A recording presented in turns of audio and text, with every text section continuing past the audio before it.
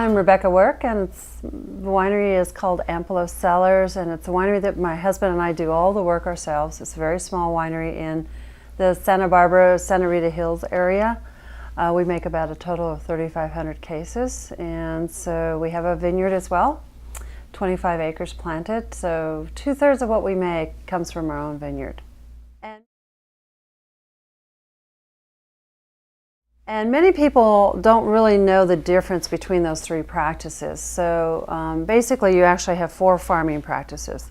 You have conventional, which is basically spray herbicides, pesticides, artificial fertilizers, try and get the largest yields you can get out of the land. Don't necessarily pay attention to waste management, irrigation practices, any of the farming aspects. Just try and grow as much as you can possibly grow out of the soil. Then you have organic, and organic is, you're not allowed to spray herbicides or pesticides or use artificial fertilizers. So basically don't spray any nasty stuff. But organic doesn't say what you must do or how you must do it, doesn't pay attention to waste management, irrigation practices, any of the farming aspects. Just don't spray that bad stuff. You have biodynamic, and biodynamic actually came before organic, so it's been around since the early 1900s. So this is not a newfangled idea. And biodynamic is, you're not allowed to spray herbicides or pesticides or use artificial fertilizers, so by default you're organic. But biodynamic says here's what you must do and here's how you must do it.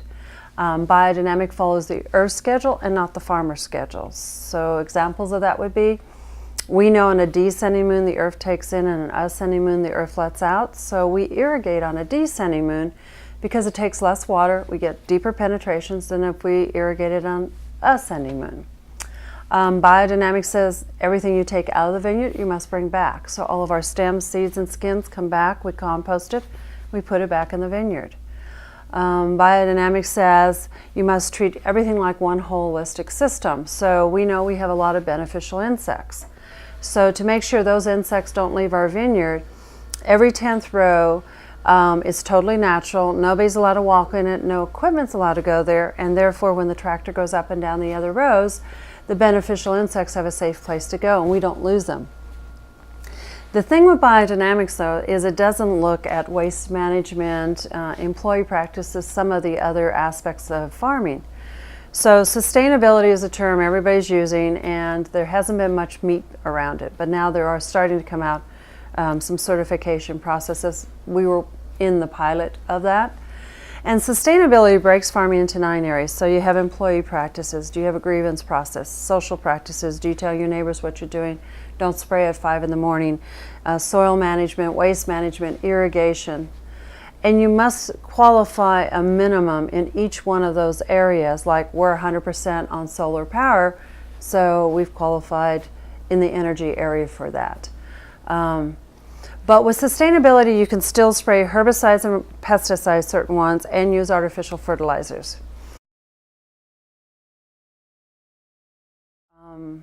The school's still out with biodynamic farming as to whether it made a difference or not. We have seen a difference in the health of our vines. Example of that is in 2008 was the worst frost we've had in 35 years. So vineyards around us, all on rolling hills like us, all doing the same frost protection like us, all of us getting out there in the morning to turn on the sprinkler systems, lost 60%, 50 to 60% of their fruit. We didn't lose a single thing. We weren't doing anything different than them. They were not very far from us.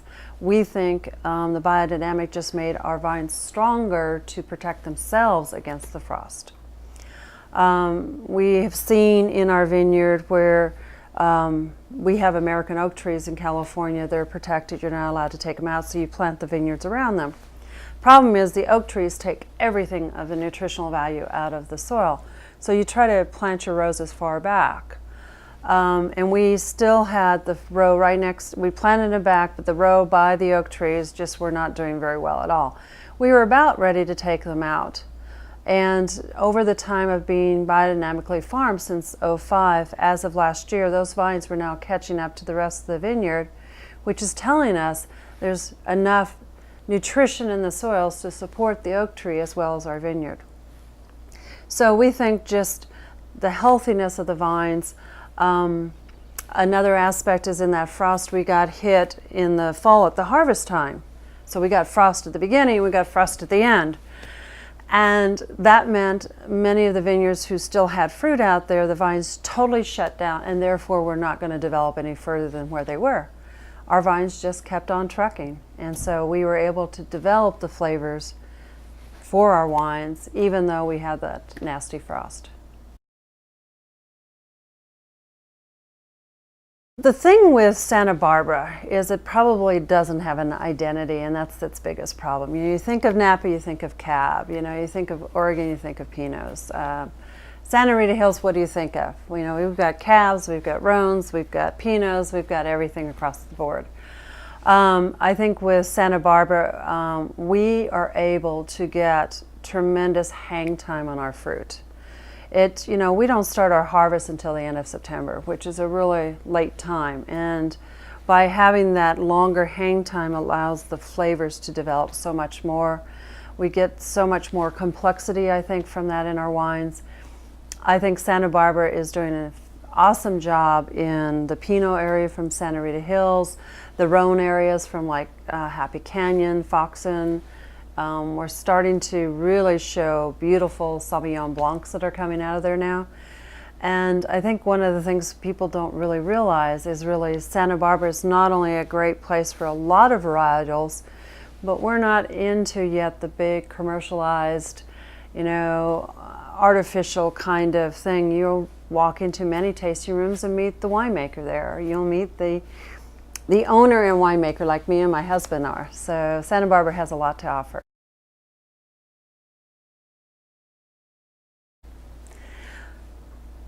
We are, especially me, very partial to Greek wines, and I know that sounds kind of odd. We've spent a lot of time in Greece. We think Greece has amazing wines that actually doesn't leave the country. And one of my most favorite ones is called Aikitiko. It's from Nemea. It's a wine that's so hard to explain. It's kind of like a Cab, but not really. It's like a Cab Syrah. It's got its own identity, and we just love Aikitiko. We try really hard to find that wine.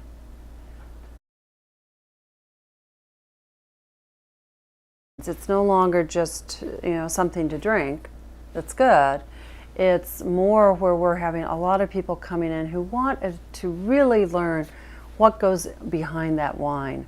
We have a lot of people who are now interested in coming to work a day of the harvest with us. People have a real kind of desire to learn what goes on in the winery. Why do you do what you do? And we're seeing this more and more, especially in the younger generation, who A, is interested in learning as to what goes behind the wines, but B, is wanting to venture into new kinds of wines that they hadn't had before, like we make a Dornfelder. It's the one time we've made it. It's a German varietal. As far as we know, there's the one vineyard in Santa Rita Hills that has Dornfelder, and most people have never heard of it or seen it or tried it, and people get excited when they find something unusual that they can take to a dinner party.